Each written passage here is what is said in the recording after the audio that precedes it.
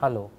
In the previous video, we had seen the dining philosopher's problem, and we had seen for the initial naive solutions that we had for the problem, it could result in something known as deadlocks.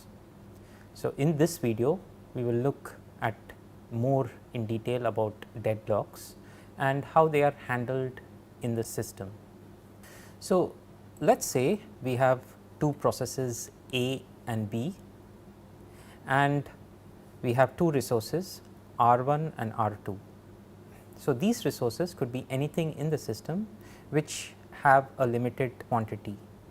For example, the resources could be as something as small as a file stored in the disk, or it could be a printer which is used to print, or a plotter, a scanner, and so on. So, essentially the arrow from R1 to A indicates that A is currently holding the resource. For instance, if R1 is the file, that means A has currently opened the file exclusively and is doing some operations onto the file. In a similar way, the resource R2 is held by B. So, if it is a printer, for instance, if R2 is a printer, it means that B is currently using the printer to print some particular document. Now, consider this particular scenario where the process A holds the resource R1 and process B holds the resource R2, but at the same time process A is requesting to use R2. So, essentially the process A is waiting for R2 to be obtained, and process B is waiting for the resource R1 to be obtained. So, to take an example, process A is opened the file and is using a particular file which is stored in the disk, and at the same time, for instance, it wants to print the file to the resource R2, which we assumed was a printer. Now, in a similar way, process B is currently holding this resource, that is using this particular resource, and it wants to open and utilize this particular resource R1. So, what we see that over here we have a scenario called a deadlock. Essentially, a deadlock is a state in the system where each process in the deadlock is waiting for an event that an other process in that set can cause. For instance, over here the process A is waiting for the resource R2, which is held by B. B in turn is waiting for R1, which is held by A. We have a set of two processes A and B, and each process in the set is waiting for the other process to do something, and each process in the set is waiting for the other process to do a particular thing. For example, A is waiting for B to release this particular resource R2, while B is also waiting for A to release the resource R1.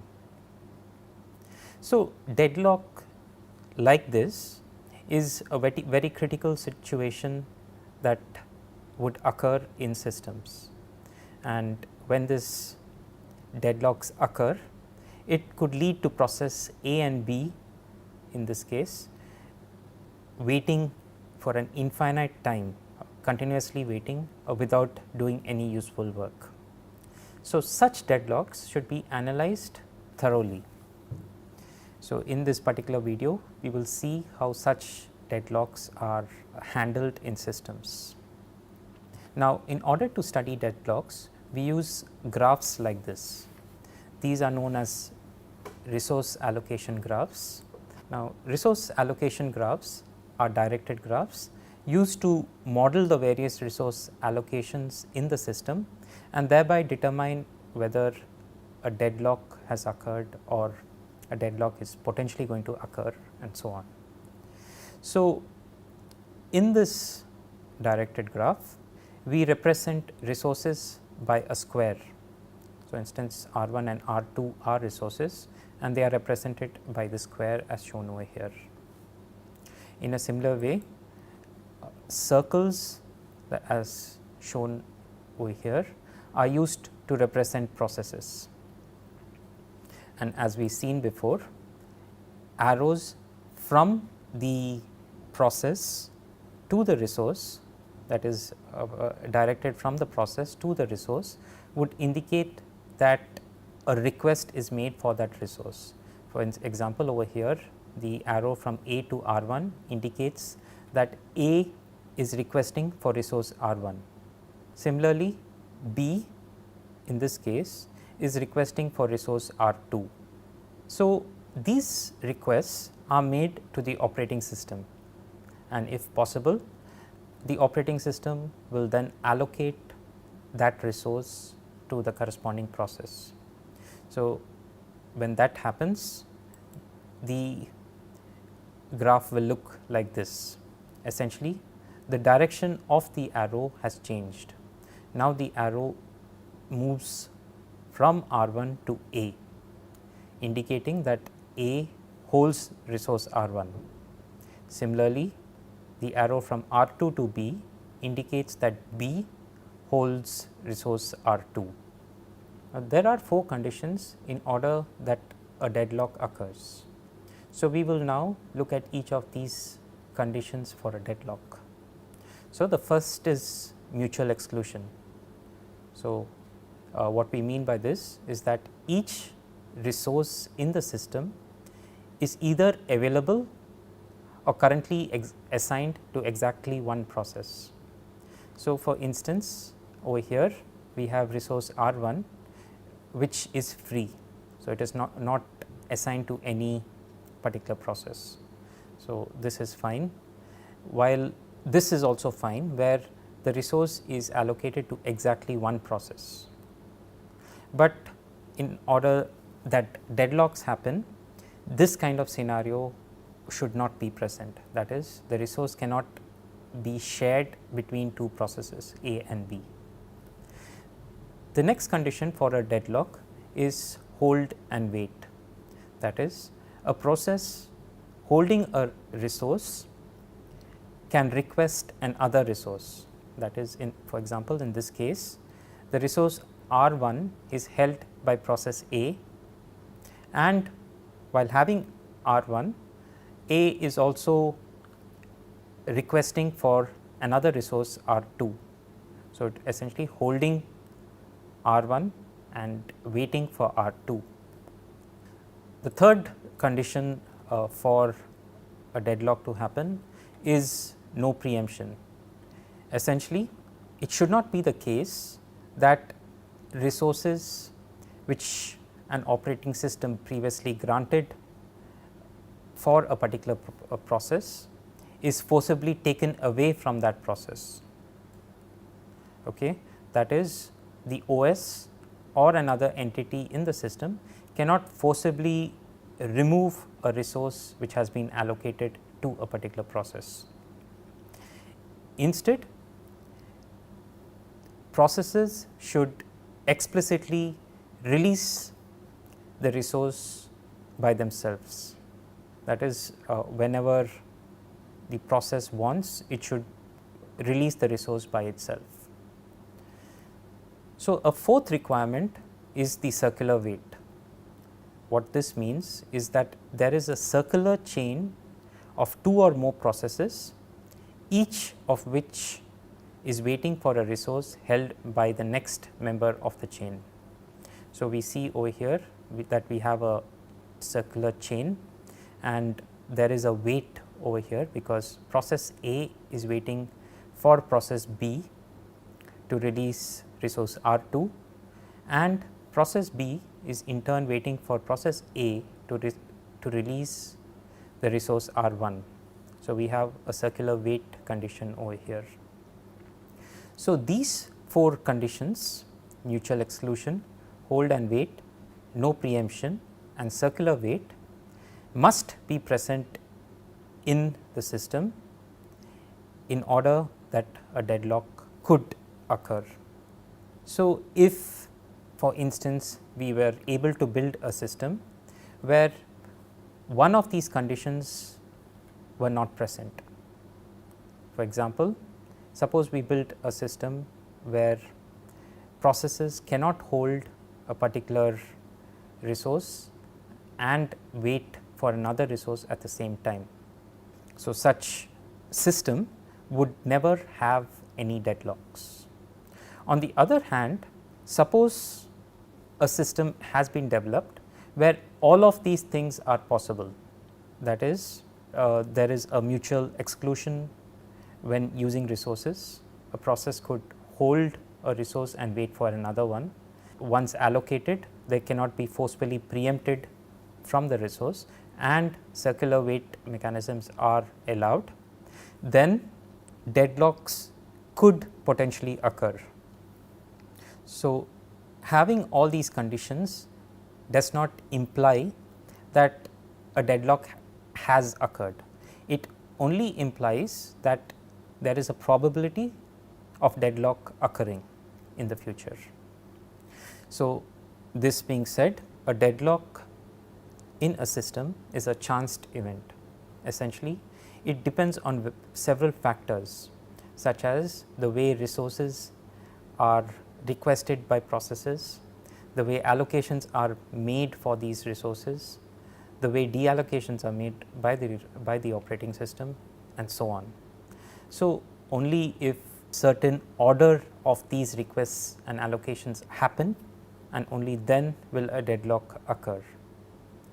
So, a small variation in the requests and allocations may cause the deadlock to not occur. So, let us see some examples of this.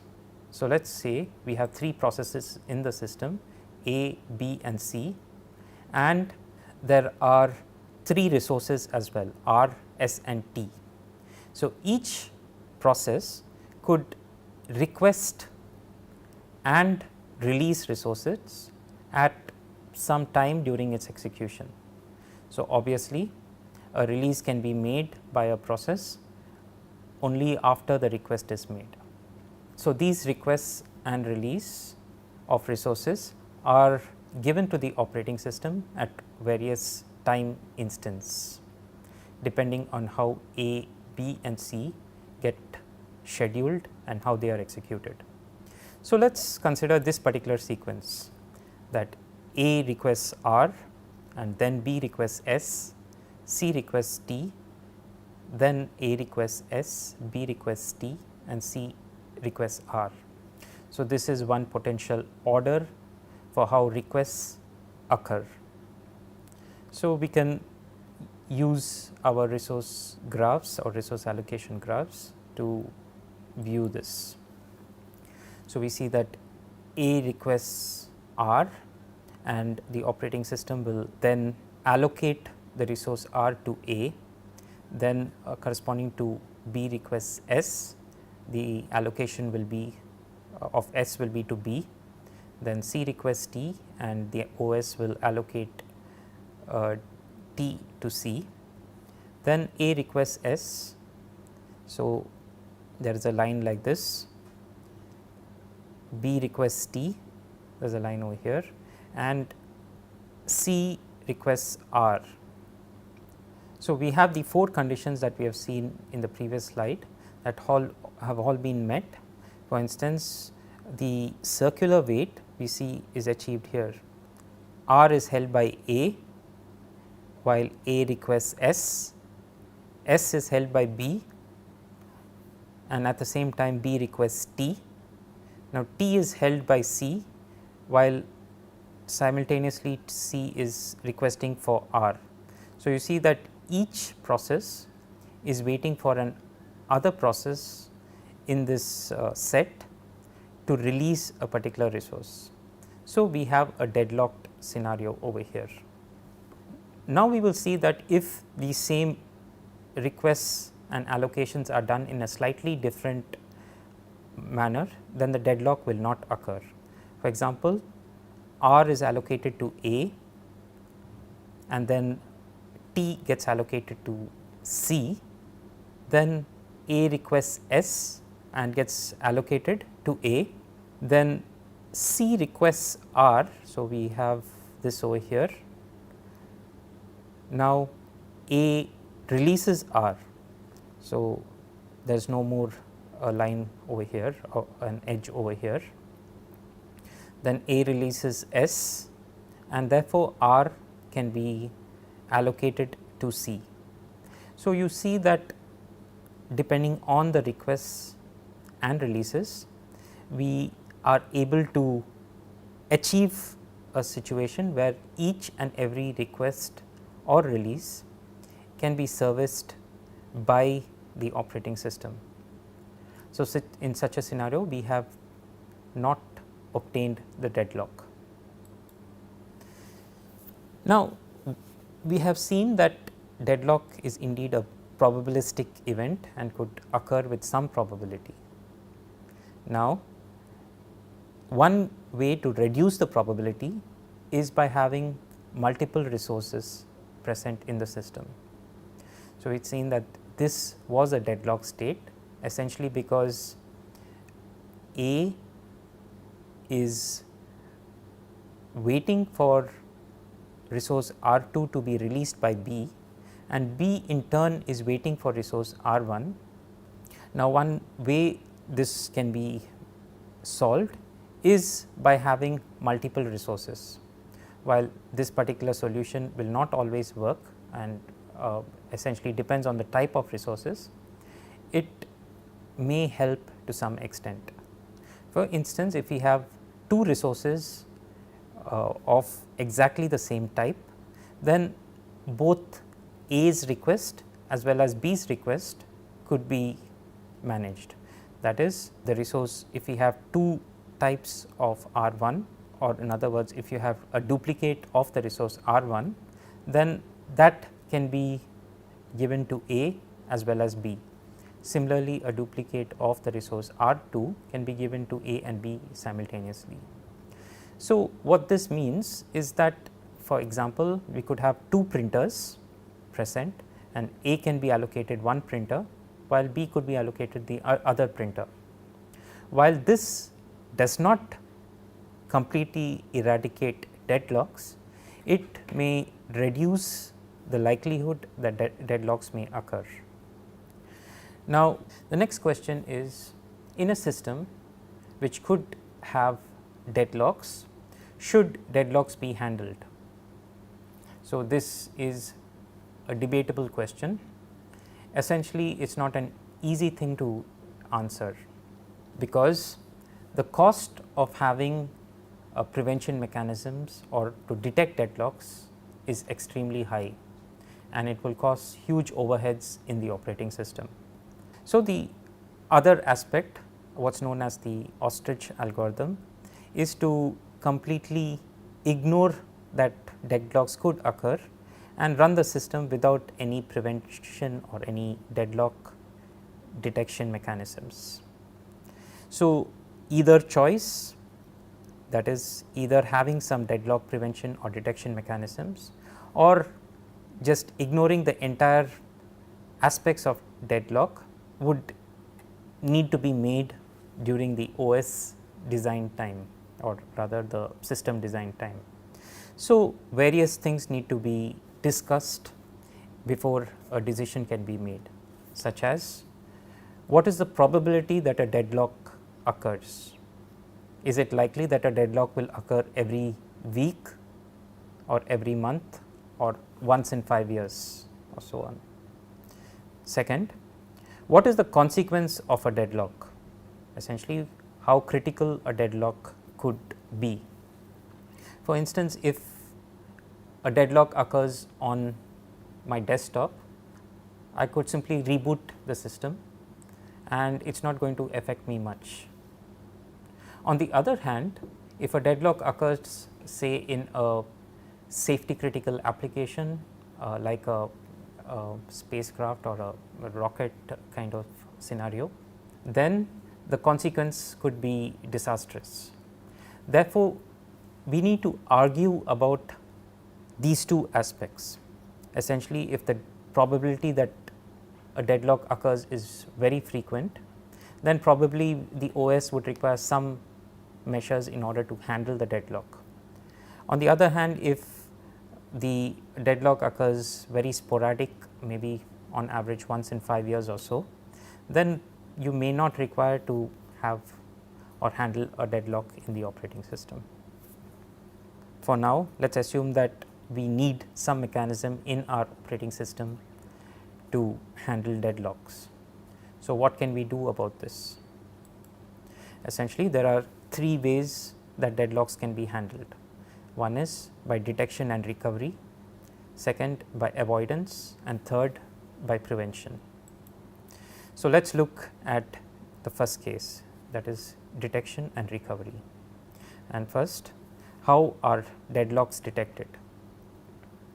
Essentially, for the operating system to detect deadlocks, it requires to know the current resource allocation in the system, essentially which process holds which resources, and it also requires to know the current request allocation by the processes, essentially which process is waiting for which resources, and the OS will then use this information to detect if the system is in a deadlocked state.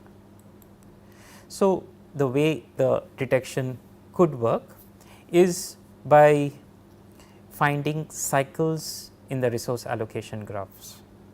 For instance, if this is the resource allocation graph for the various resources in the system, the OS will detect a cycle present.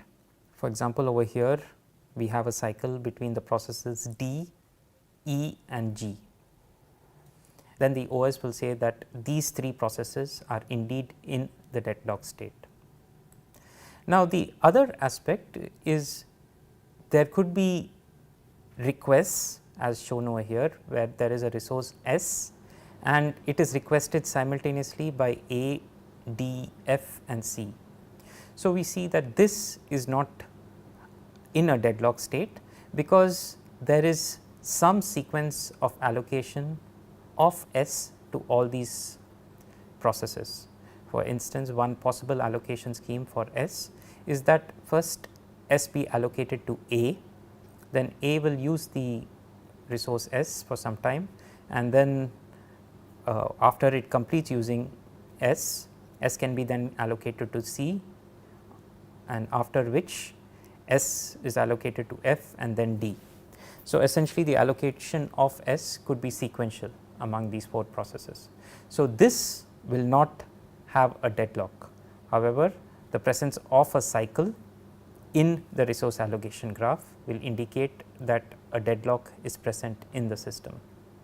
This technique of finding cycles in the resource allocation graph would work well with systems where there were one resource of each type.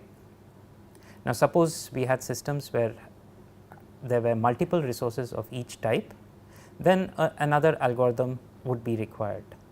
So, let us give an example of how that would work. Let us say in our system we have 4 resources: tape drives, plotters, scanners and CD-ROMs. Further, there are 4 tape drives, 2 plotters, 3 scanners and 1 CD-ROM. Then let us also say that we have 3 processes executing in the system, P1, P2, P3, and this is the current allocation matrix. So, the row 1 is with respect to process P1. This means that the process P1 does not have any tape drives, does not have any plotters, is allocated 1 scanner and no CD-ROMs. Similarly, process 2 is allocated 2 tape drives and 1 CD-ROM, and process 3 is allocated 1 plotter and 2 scanners. Now, this particular set A determines the resource available. Essentially, out of the 4 tape drives that we have, if you look into this corresponding column over here in the current allocation matrix, we are seeing that 2 is used. So, what remains is 4 minus 2, that is 2 tape drives are free and available to be allocated. So, similarly, if you look at plotters, out of the 2 plotters, 1 is allocated and 1 is free. Out of the 3 scanners, we see that all 3 scanners are allocated. So, it is 0 over here. Similarly, there are no CD-ROMs also available to be allocated. Now, in addition to this, we have a request matrix, essentially which process is waiting for what is represented in this matrix. For example, process P1 requests 2 more tape drives and 1 CD-ROM. So, process P2 requires 1 tape drive and 1 scanner, and process P3 requires 2 tape drives and 1 plotter. Now, the goal of having such definitions or such representations of the resources, allocations and requests is to determine if there exists a sequence of allocations of these requests, so that all requests can be met. If such a case is possible, then there is no deadlock present. So, let us see if we can allocate these requests by the 3 processes. So, let us take process P1 and let us see if the request by process P1 can be met. So, it requires 2 tape drives and we see that 2 tape drives are available. So, this is fine, and 1 CD-ROM is requested, but there are no CD-ROMs available. So, process P1 cannot execute. So, the process P1 cannot be allocated all its resources. So, it cannot continue to execute. Let us see about process P2.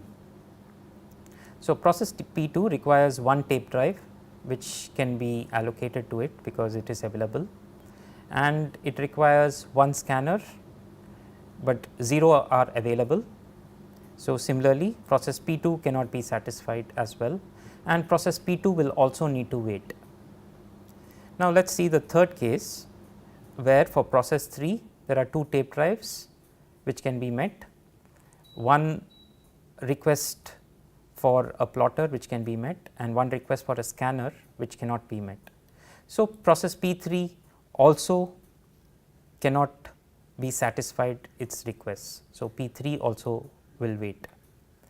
So, P1, P2 and P3 are all waiting for their requests, and therefore, the state is in a deadlock, because none of the requests by any of these processes can be met, and therefore, all the processes will need to be waiting. If we look at another example where there is a small change, we have just reduced the number of scanners required by process P3. So, in such a case, we see that both the tape drives requested by process P3 can be met by the system. The single plotter can be also met, and there are no scanners and no CD-ROMs that are required. And therefore, we see that all the requests can be allocated to process P3. Therefore, P3s can be satisfied and we do not have a deadlock over here. So, in this way deadlocks can be detected by the operating system based on the current allocation matrix and the request matrix. So, once the deadlocks is detected, what next should the operating system do? So, there could be various things that the OS could do. So, one thing is that it could raise an alarm, that is tell users and the administrator that indeed a deadlock has been detected. Then a second way is to force a preemption, that is you force a particular resource to be taken away from a process and given to another process. For instance, it could be like R2 was a printer and it is currently held by B. So, what could be done was that the printer could be forced to be taken away from B while it is allocated to A for some time, and thus the deadlock will be broken. This is as shown over here. So, B no longer has the resource R2, but R2 is given to A. Then a third method is by using a technique known as rollback. So, with rollback, both processes A and B, as they execute, will be checkpointed. So, by checkpoint we mean that the state of the process gets stored onto the disk.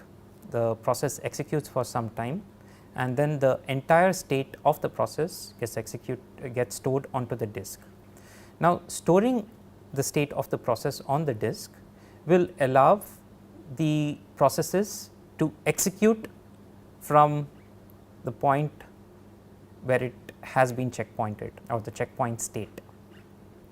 So, as time progresses, more checkpoints are taken periodically, as shown over here.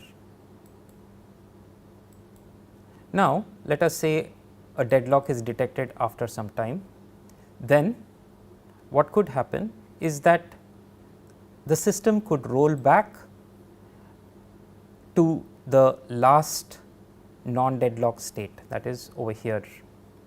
So, how the rollback occurs would be by loading the state of process A and B in this particular example to the last known state, as shown over here.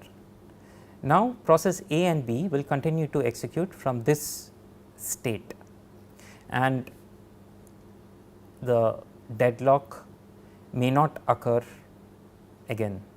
Essentially, we have seen that since deadlock is a probabilistic event, by modifying the ordering in which the allocations are made, we could prevent this particular deadlock. A fourth way is to kill processes. Essentially, if process A and B are in a deadlock state, killing one of these processes would break the deadlock. So, typically the lower important or the less priority process would be killed. Thank you.